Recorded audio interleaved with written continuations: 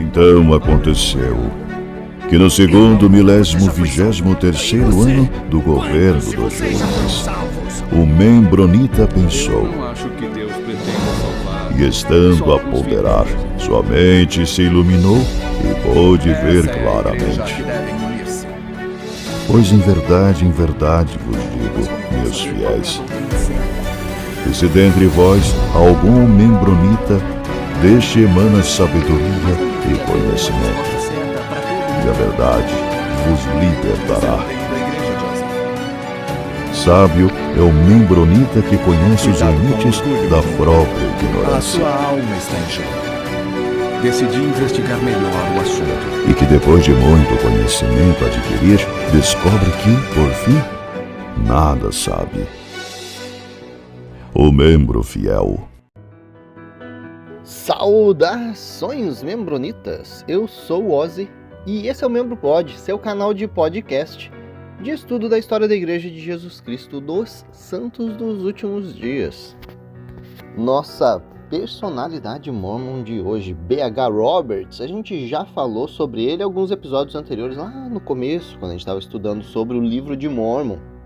A gente teve o episódio Estudos de B.H. Roberts, e justamente por causa desses estudos que ele está aqui na nossa listinha de hoje. Vamos ver. Ele viveu de 1857 até 1933, foi um historiador da igreja, político e também líder na igreja. O que ele foi na igreja? Presidente do Quórum dos 70. Bom, sendo um historiador dos brabo, vamos ver o que ele fez. Primeiro que aquela edição de 7 volumes lá da história da igreja, foi ele que fez. Pois é, tinha um History of the Church, né, um volume original ali da igreja, mas ele resolveu organizar isso, deixar bonitinho, separou em vários volumes. Ele escreveu também Studies of the Book of Mormon, né, os estudos do livro de Mormon, que é o assuntinho brabo de hoje, que a gente vai falar sobre ele. A gente já falou, né, sobre esse assunto, mas é o principal trabalho dele, mais importante pra gente. A gente vai estar vendo o porquê. Esse trabalho também, né, Studies of Book of Mormon, foi publicado póstumamente, né? Ele não tinha publicado, a igreja meio que, vamos pegar isso aqui, bonitinho, fechar e colocar lá no nosso arquivinho secreto da igreja. Arquivinho secreto é balela? Não é balela, existe, tá, pessoal? Existe, o pessoal sabe que existe várias coisas lá guardadinhas na nossa biblioteca especial da igreja. Nosso B.H. Roberts, aliás, qual que é o nome dele? Alguém sabe qual que é o nome do B.H. Roberts? Fez a lição de casa? É Brigham Henry Roberts. Acho que é bem mais fácil, até porque ele viveu aí na época de Brigham Young também, então chamar o cara de Brigham, qual Brigham? Ah, é o Roberts? Ah, tá. B.H. Roberts, fica bem mais fácil. Ele tentou uma cadeira no Congresso dos Estados Unidos, só que foi negado por causa da poligamia. Nosso B.H. Roberts também tinha algumas esposas. Mas vamos dar uma olhadinha na vida dele. A mãe dele, Evelyn Roberts, tinha nascido em Warrington, England. Warrington é do ladinho de onde eu tô, tá? Eu tô em Manchester. Entre Manchester e Liverpool tem Warrington. 30 minutinhos daqui onde eu tô. E filho de Benjamin Roberts, um alcoólatra ferreiro. Imagina, cara, você morreu, como é que você vai ser lembrado do seu nome? Um alcoólatra. Que desgraça. Mas mais desgraça do que o cara ser lembrado como alcoólatra foi que no ano do nascimento do BH, os pais dele se converteram para a Igreja Sud. Ai, desgraça. E para completar, logo depois, o pai dele abandonou a família. Até o B.H. Roberts, quando ele escreveu, ele fala sobre a infância, a adolescência dele, ele escreveu assim: minha infância foi um pesadelo, minha juventude foi uma tragédia. Bom, em 1866, vamos ver quantos anos ele tinha, 9 aninhos, B.H. Roberts e a irmã dele saíram da Inglaterra. Eles foram para onde? Para o Nebraska. Nessa época ainda estava acontecendo aquelas travessias de carrinho de mão dos pioneiros. Então ali no Nebraska, ele e a irmã dele, eles se juntaram a uma companhia de carrinhos de mão, Sud, indo para Salt Lake. E eles foram a maior parte desse caminho aí a pezão mesmo, pezinho no chão. A gente sabe ali, se a gente for ver nossos episódios sobre os pioneiros, que depois de um tempo o Brigham Young resolveu dar uma economizada aí com os carrinhos de mão para poder trazer mercadoria para Salt Lake. E o pessoal pode andar, né? Por favor, tem pé para quê? Enfim, espero que o pessoal... Eu espero que os membros já estejam habituados com o meu sarcasmo, que às vezes passa meio despercebido, né? Eu estou sendo sarcástico, pessoal, muitas das vezes. Olha aqui, ó. Eita! Tô lendo aqui 1867, então um ano depois que ele fez a viagenzinha, ele foi batizado na igreja. Ele não era batizado. Talvez ele frequentava, né? Ele estava com 10 anos aqui de idade, talvez só não teve a oportunidade de se batizar. Enfim, foi batizado por Seth Dustin, que depois de uns 2 aninhos acabou virando padrasto dele.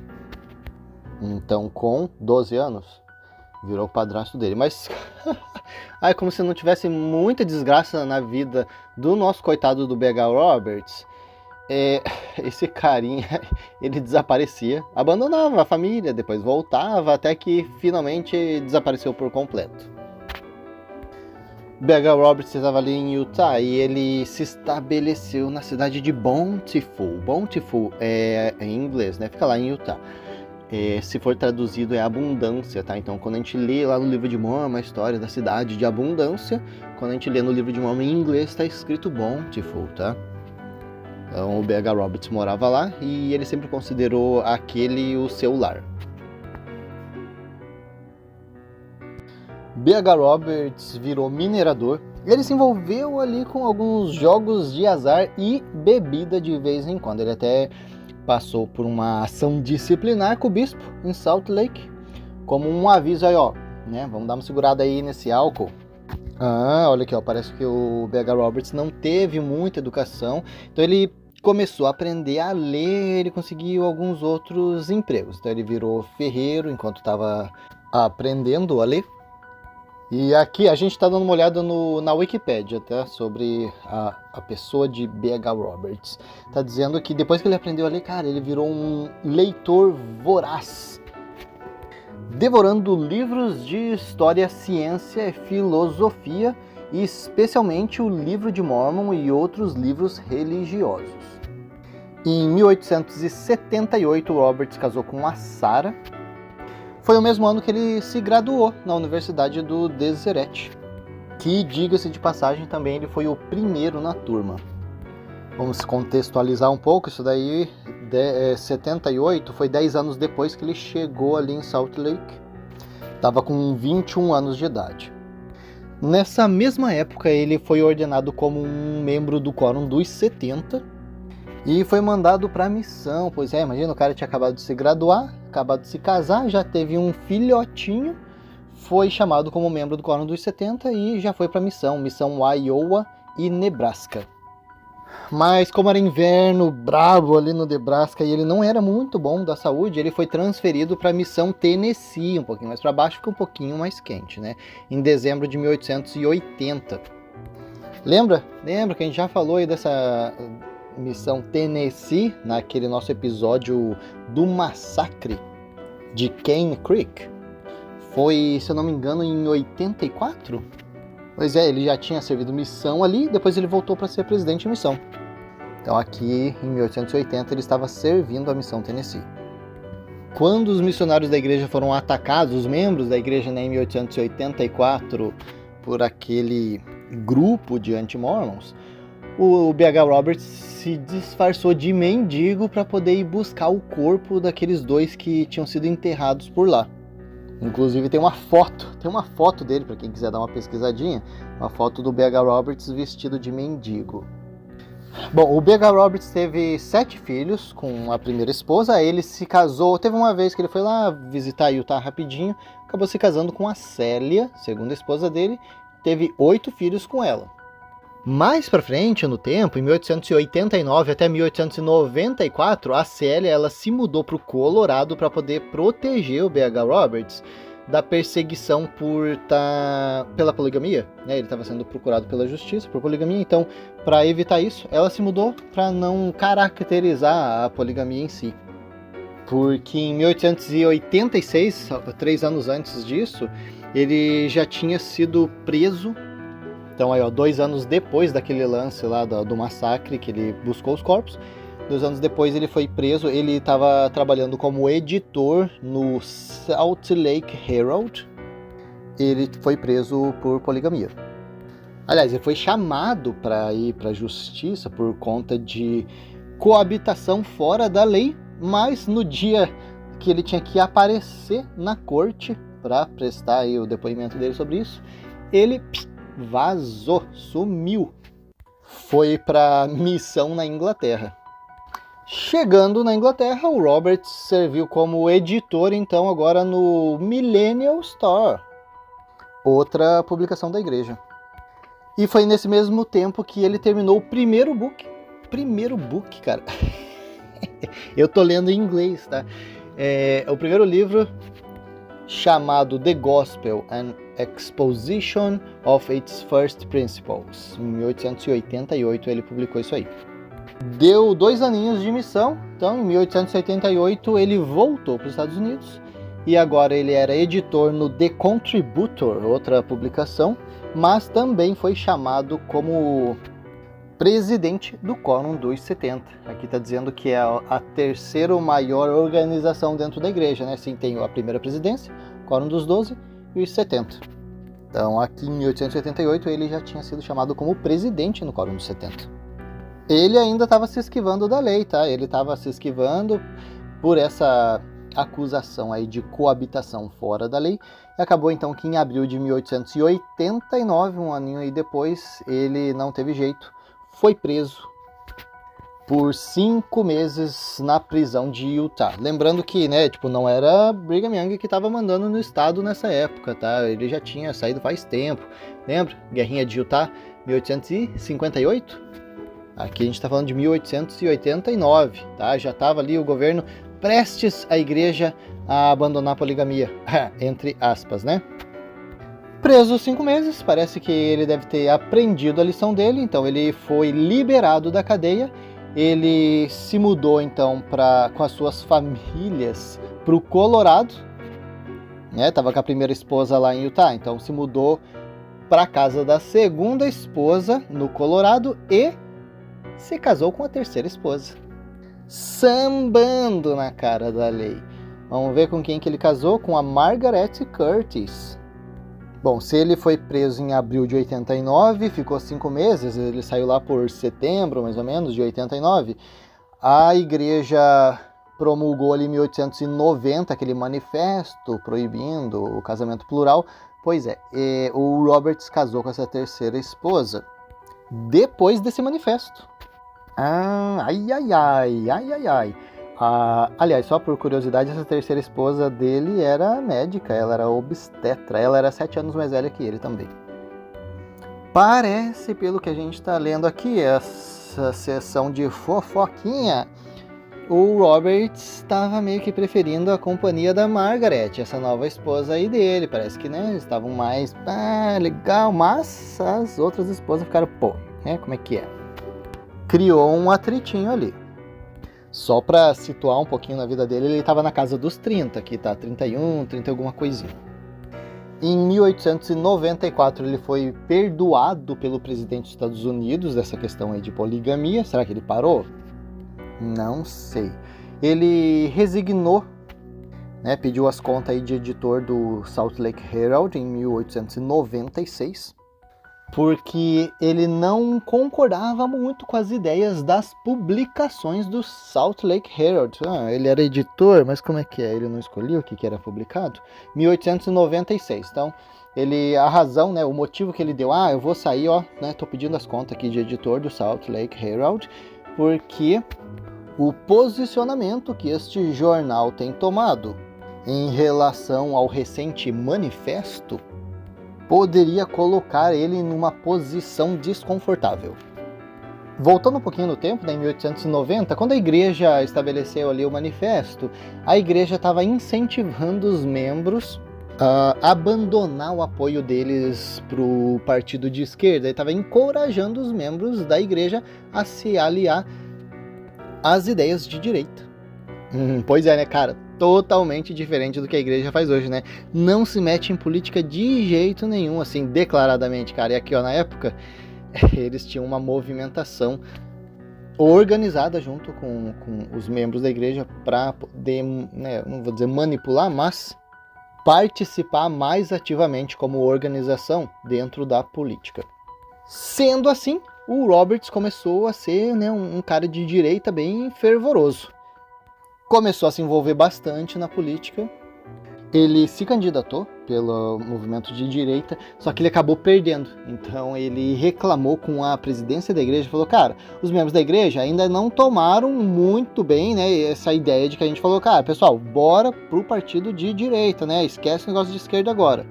E ele ficou chateado e falou, cara, o pessoal da igreja não comprou a ideia, cara, eu perdi por causa disso. E então a igreja fez um manifesto político de 1895. Mas olha, cara, essa história é interessante, tá? Essa questão da política aqui, ó, sabe por quê? Ele reclamou basicamente porque ele se candidatou pela direita e perdeu.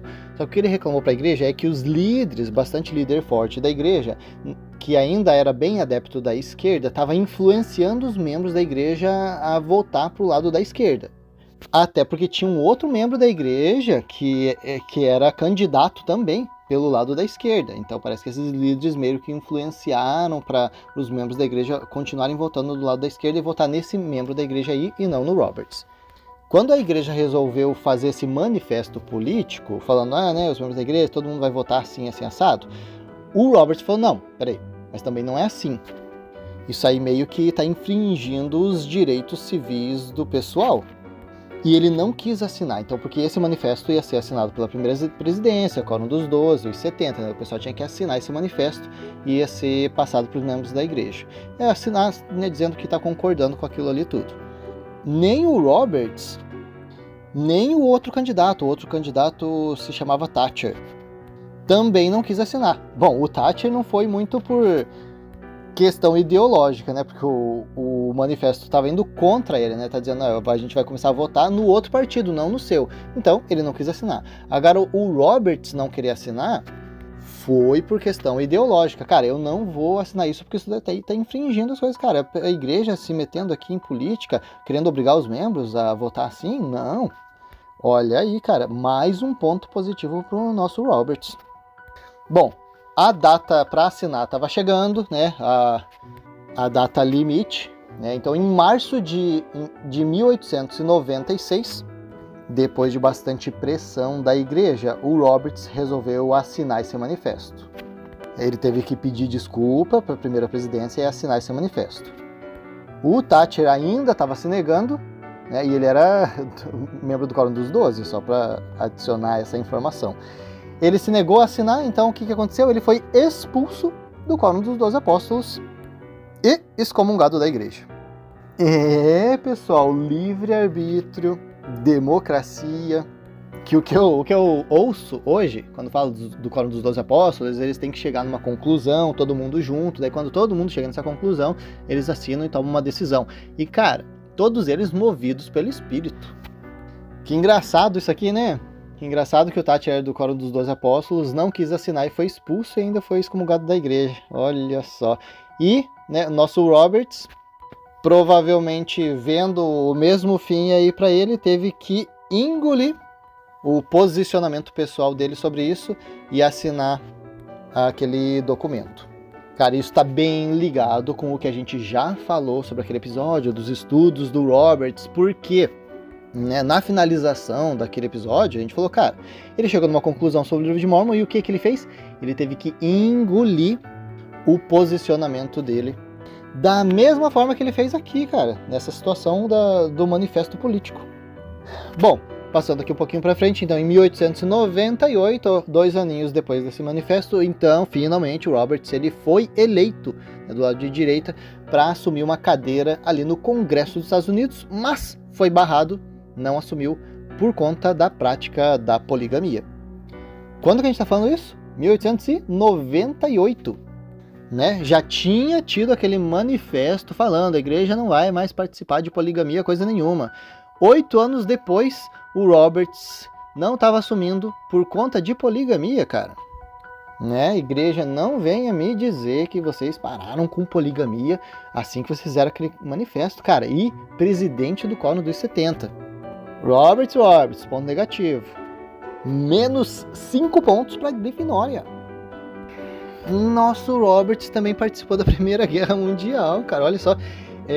O governador de Utah tinha recomendado o Roberts para participar da Guarda Nacional em Utah em 1917, quando os Estados Unidos já tinha declarado guerra ali contra a Alemanha. Mas o Roberts ele se voluntariou, só que tinha sido estabelecido ali um limite de idade de 40 anos de idade para poder entrar para a guerra. Só que nessa época ali, 1917, nosso Roberts já estava com 60 anos de idade, querendo ir para a guerra.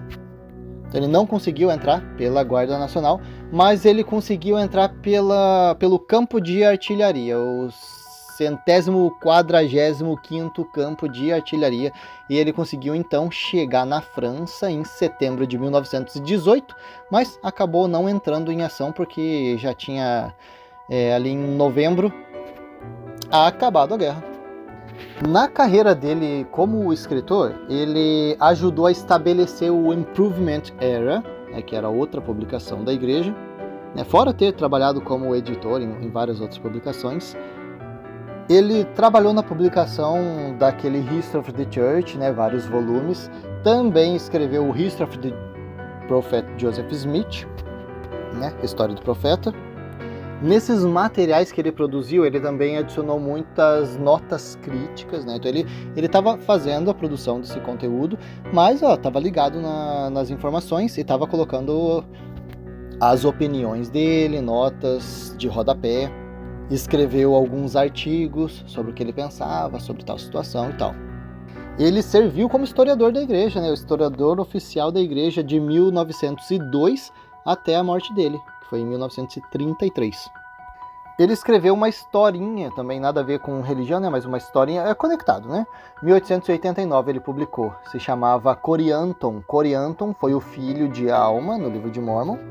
Então ele escreveu tipo um melodrama, escrevendo sobre a história desse cara, utilizando a base real do personagem, o personagem era real, dentro do livro de Mormon, real, sim, há controvérsias. Mas ele usou a base desse personagem para escrever a historinha dele. Bom, era bem evidente até na época que o Roberts ele tinha uma visão do evangelho, um posicionamento religioso um pouco diferente do restante ali dos membros da liderança da igreja. Enquanto a igreja falava de a única igreja verdadeira no mundo e tal, e a teologia dele era um pouquinho mais aberta. Falava, não, Deus, o plano dele é maior do que isso e tal. E com essas ideias dele, ele arranjava um pouquinho de treta dentro da igreja, Não só no setor religioso, mas também da ciência, da história, num contexto geral, o Roberts estava produzindo conteúdo. Então, por exemplo, ele escreveu um livro chamado, um artigo, The Truth, The Way and the Life, tipo, a verdade, o caminho e a vida. O assunto, basicamente, que ele estava tentando abordar, é que, cara, ele era um cientista, historiador, então ele defendia essa questão, mas do ponto de vista evolucionário, então tipo aí da evolução. Evolucionário, cara, eu acho que é uma palavra que eu acabei de inventar, seria evolutivo, Embora fosse uma ideia revolucionária mesmo, dentro da igreja. Por quê? Cara, imagina, um presidente do Quórum dos 70 chegar e falar assim, cara, meio que a gente tem que considerar a evolução, não só, porque tem a questão criacionista e da evolução. Ou você acredita que o homem veio do macaco, ou você acredita que ele veio de Adão e Eva. E o Roberts estava tentando mesclar um pouco essas ideias, porque ele acreditava que o homem veio de uma evolução. Ele estudou a ciência, a história, e ele chegou num ponto de vista meio assim. Mas como ele considerava também bastante a questão religiosa, ele falava, cara, eu acho que tá conectado, pode conectar, a gente pode conectar essas ideias aí. Mas isso ia de encontro com uma outra pessoinha chamada Joseph Fielding Smith. Ele era do Quórum dos 12 Apóstolos nessa época. Enfim, discutiram isso na reunião, junto com o Quórum dos 12 Apóstolos e tal, e acabou que eles declararam que essa história toda aí do Roberts, não, a gente não vai assumir isso aqui não tem nada a ver. Na verdade, eles declararam assim naquela reunião: nem a existência nem a não existência de pessoas antes de Adão vão constituir uma doutrina da igreja, né? Então, basicamente, eles estavam dizendo, cara, tipo, a gente, se existiu ou não pessoas na Terra antes de Adão, a gente não vai declarar isso como doutrina da igreja. Ou seja, cara, cadê o profeta para chegar e falar assim, cara, existiu, não existiu? Tá meio confusa essa história da igreja aí, hein? Acabou então que eles não publicaram esse artigo do Roberts, né, o Verdade, o Caminho e a Vida. Não foi publicado. Na verdade, foi publicado em 1994. Nem sei se foi a igreja que publicou, talvez não. Mas só foi publicado em 1994, isso aí. Então ele tinha elaborado esse texto em 1930. Bom, e finalmente chegamos então ao estudo do Livro de Mórmon de B.H. Roberts. Eu não vou entrar em muitos detalhes, né? Para quem quiser continuar daqui, ó, está ouvindo esse episódio? Já ouviu o episódio do Estudos de B.H. Roberts? Não tem problema, volta lá e ouve de novo. Já faz tempo que a gente gravou, né? Faz um ano atrás, será? Vamos dar uma olhada. Episódio 40. Presidente B.H. Roberts, a favor ou contra o Livro de Mórmon? Um episodinho de nada mais nada menos do que 1h26. Cara, 1h30 falando de B.H. Roberts. Você acha que eu vou repetir tudo aqui agora? Não. Volta lá e ouve. Tem bastante coisa. Vai ver certinho o que ele pensava sobre o Livro de Mórmon. Foi postado 10 meses atrás. 1h30 é muita coisa pra você? Tá bom, não tem problema. A gente vai resumir então.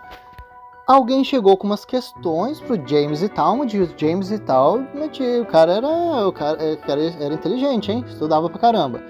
E ele meio que não tinha tempo, não queria entrar nesse assunto. O pessoal falava, cara, tem uns problemas aqui no Livro de Mórmon, como é que tem isso, como é que tem aquilo? Cara, isso não bate, não faz sentido. James E. Talmage chegou assim e falou, pô, Robert, você aí, presidente do Quórum dos 70, resolve isso aí pra mim, você que é historiador, né? Historiador da igreja, por favor.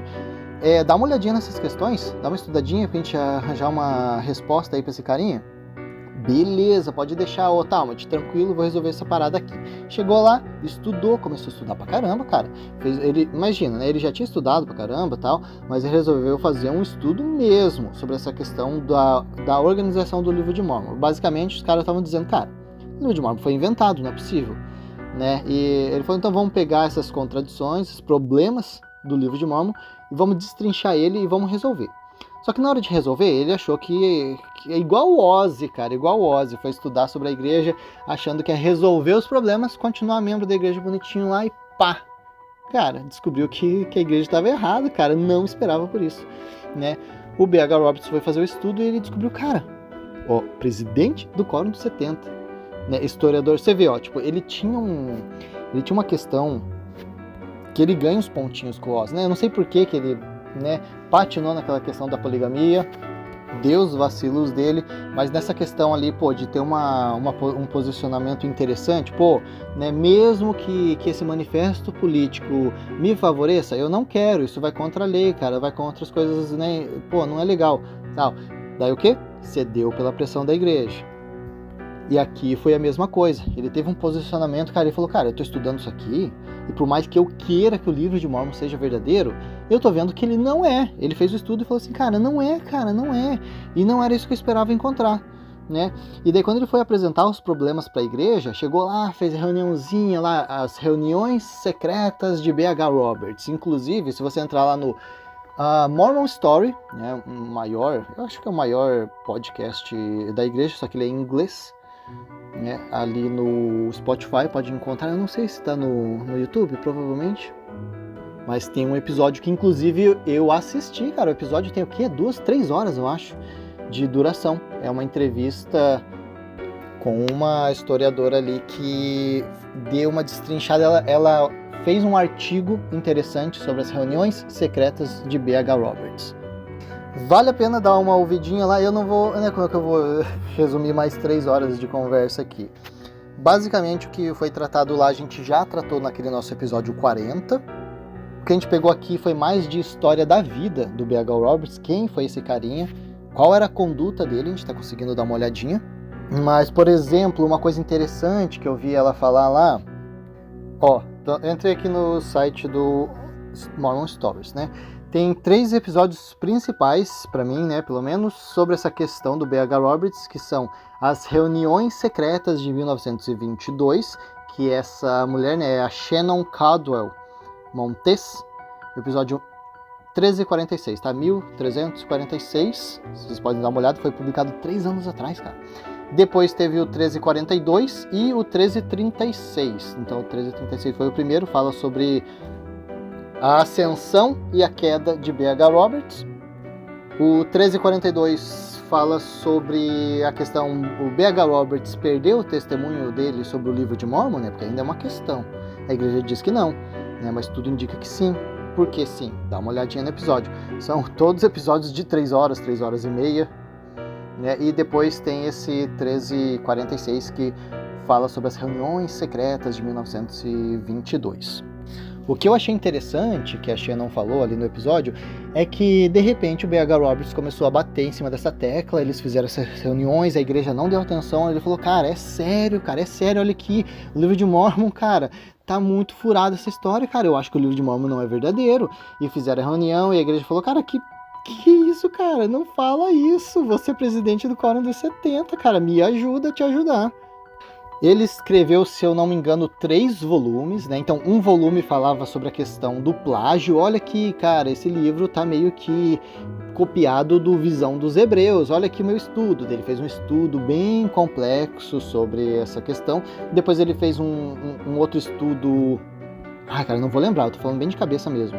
Questão arqueológica, alguns conflitos do livro de Mormon. E depois ele falou sobre mais alguma coisa que eu não vou lembrar. Quando ele começou a bater nessa tecla, ele falou assim, cara, esse negócio não tá certo não. Sabe o que aconteceu? Ele foi mandado pra missão. Ó, vaza daqui, para de encher o saco.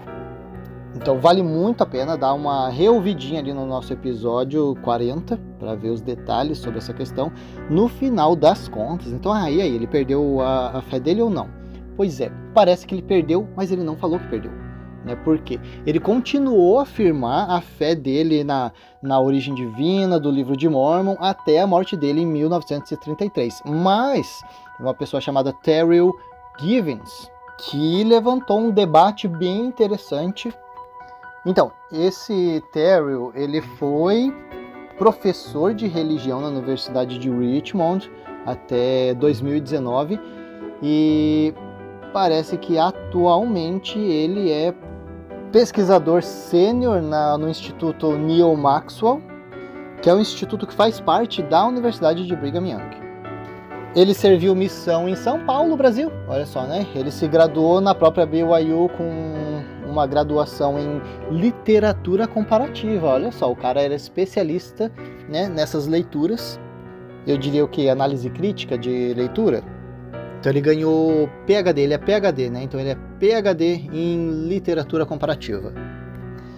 Eu só não sei se ele ainda é membro da igreja ou não, provavelmente sim, mas ele próprio escreveu um debate sobre o quê? Sobre a possibilidade, né, com o que ele conseguiu coletar, com as investigações acadêmicas dele. E possivelmente, internamente, o Roberts poderia, assim, olha que ser tratado como um anti-mormon, né, dentro de uma lógica da igreja, porque até 1985, então, olha só, quase o Ozzy estava nascendo, essas publicações do B.H. Roberts não eram muito conhecidas. Elas foram escondidas pela igreja por um tempão, eu não lembro em que ano que elas foram descobertas. Elas foram escondidas, um historiador descobriu ali com um familiar do B.H. Roberts, olha, tem uma cópia disso aqui na casa do neto, eu acho, né? Posso dar uma olhada? Deu uma olhada e falou, cara, isso aqui é tenso, hein? O Roberts escreveu isso aqui? Pois é. E daí que foi publicado, mas assim, até 1985, meio que, né, o pessoal não conhecia muito. Mas depois desse ano começou, como ele diz aqui, a entrar em alta velocidade, propagação dessa informação. E esses estudos do Roberts, imagina, cara, estudo ali, ó, de, sei lá, 50 anos atrás, estavam produzindo respostas que o pessoal estava em dúvida sobre o livro de Mormon na época ali, né, 1985. Pô, já tinha resposta, o Roberts fez um estudo lá 50 anos antes. Então eles dizem aí que o Roberts não poderia ser descartado como um possível anti-Mormon. Bom, voltando ali, nosso BH, em 1922, teve aquelas reuniões ali secretas com a liderança top da igreja, falando, cara, o Roberts chegou e falou, cara, tá muita coisa errada, tal. A igreja falou assim, cara, meio que é isso, cara, o Roberts tá pirando aqui, cara, alguém tem que fazer alguma coisa, né? Alguém levantou e falou assim, Roberts, beleza, olha, cara, esse teu estudo top, hein? Daqui pra gente, a gente vai dar uma olhadinha, mas o senhor acabou de me falar que você foi chamado pra missão. Vai pra missão. Deixa esses documentos aqui com a gente que a gente vai dar uma analisada, a gente vai resolver essa parada aqui, fica tranquilo, Roberts. Ele foi como presidente da missão leste dos Estados Unidos. Ali em 1923, o Roberts estava sofrendo de diabetes, então ele teve até um colapso no meio de uma conferência, só que ele estava fazendo um tratamento com uma nova medicina para tratar a diabetes, que foi chamada de insulina. Pois é, foi bem nessa época que eles estavam testando essa nova medicina para tratar a diabetes. O que até deu uma estendida na vida dele, né? Ele estava tendo um colapso aí em 1923, ele morreu só em 1933, e inclusive, né, o que diz sobre a morte dele é que ele morreu de complicações da diabetes. Bom, agora, independente de ser mormon ou não, né, independente da crença religiosa, a maior parte dos estudiosos aceita que o Roberts possuía, né, nas palavras deles, diz assim, uma integridade profundamente arraigada e, acima de tudo, disposição destemida para seguir onde quer que sua razão o levasse. Ele poderia ser abrasivo em sua defesa da teimosia. Acho que eu concordo sim com isso aí. Apesar, né, dele ceder um pouco em algumas questões que eu não cederia, parece que ele seguiu bem um caminho que eu seguiria, por exemplo, né? Diz aqui que ele tinha crenças, mas tinha a capacidade de mudar seus pontos de vista quando confrontado com evidências novas e persuasivas. Cara, pra quem conhece o Ozzy, fala assim, cara, o Ozzy saiu da igreja? Não, cara, é mentira, é mentira. O Ozzy é muito crente, cara, ele acredita demais, ele é dedicado demais às coisas da igreja. Não, ele não saiu da igreja, tá mentindo. Cara, exatamente isso. Eu tinha minhas crenças, mas eu tinha uma capacidade tranquila de mudar de ponto de vista quando eu sou confrontado com evidências. Por que o Roberts não bateu o pé quando foi feito aquele manifesto político? Não sei o que levou ele a ceder.